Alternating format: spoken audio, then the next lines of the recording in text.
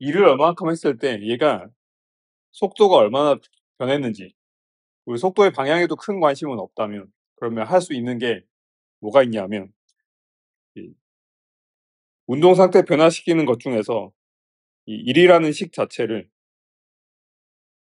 이게 지금 원래는 벡터로 써야 되는데 문제를 좀 간단하게 하기 위해서 1차원으로 생각을 해보도록 하겠습니다. 1차원이면 이거는 xi부터 xf까지, 그러니까 처음에 xi라는 곳에 있었던 물체가 xf라는 곳으로 이동을 했는데, 이동하는 중간에 f라는 힘을 받았다고 생각합니다.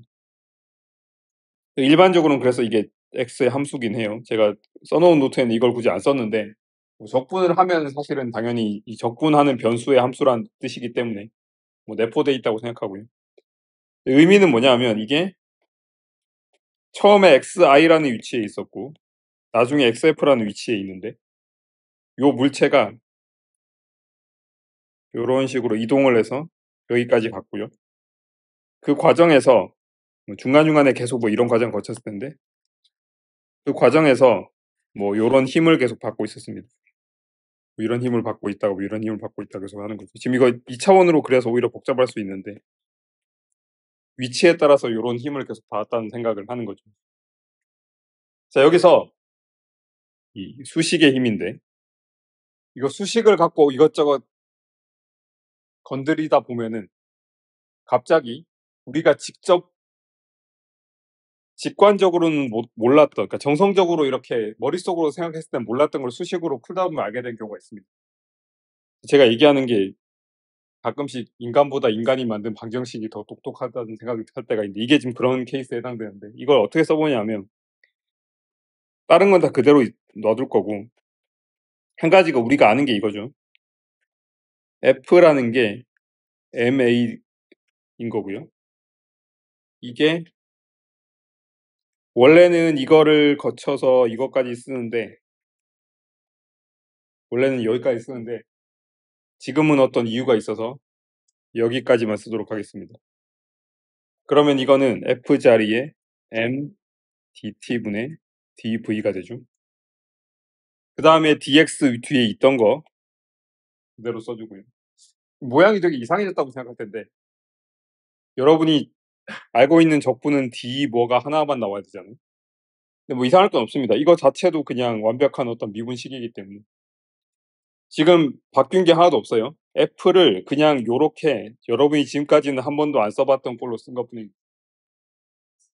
자, 근데 여기서부터 이제 되게 중요한 얘기를 할 건데, 지금 이게 분명히 m 곱하기 dt분의 dv라는 x에 대한 함수를 x로 적분하는 문제였어요.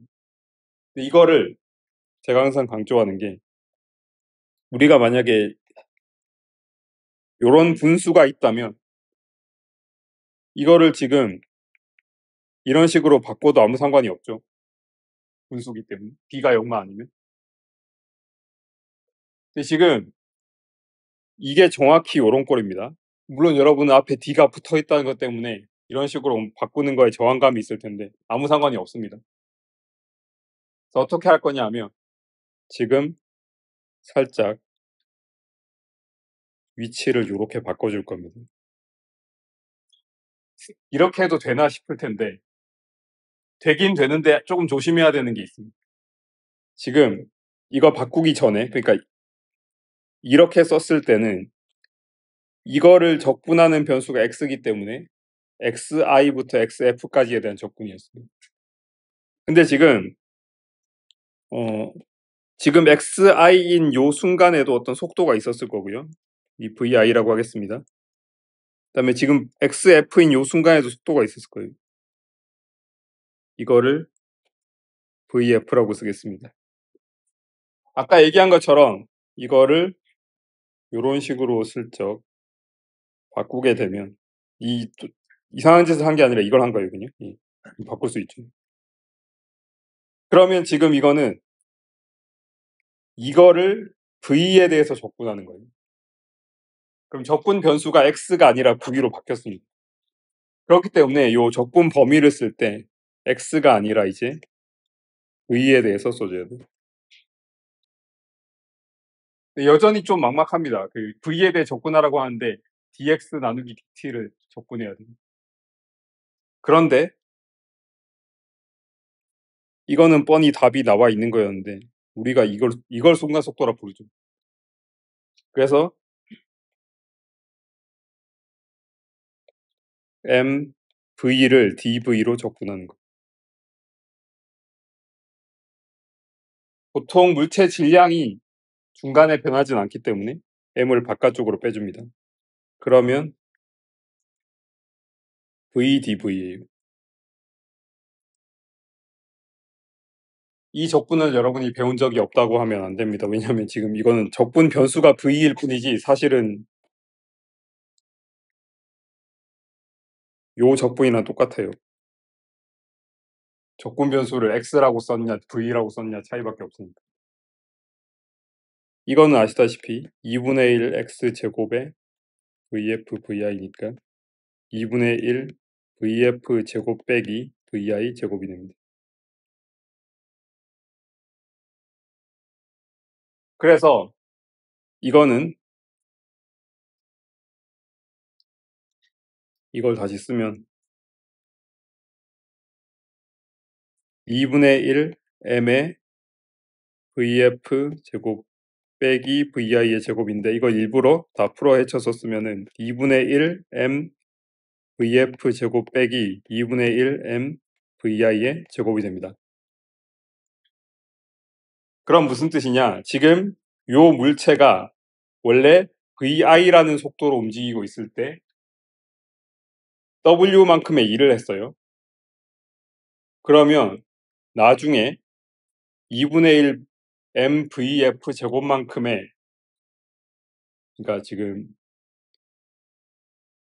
이거 의미가 뭐냐면 2분의 1 mv 제곱이라는 양이 처음에는 vi만큼 있었는데 나중에 vf만큼 변했다는 거고 그거 차이죠. 나중에서 처음을 뺀 거니까. 그러니까 이게 무슨 뜻이냐면 이게 지금 워크라는 게 어떤 역할을 했냐면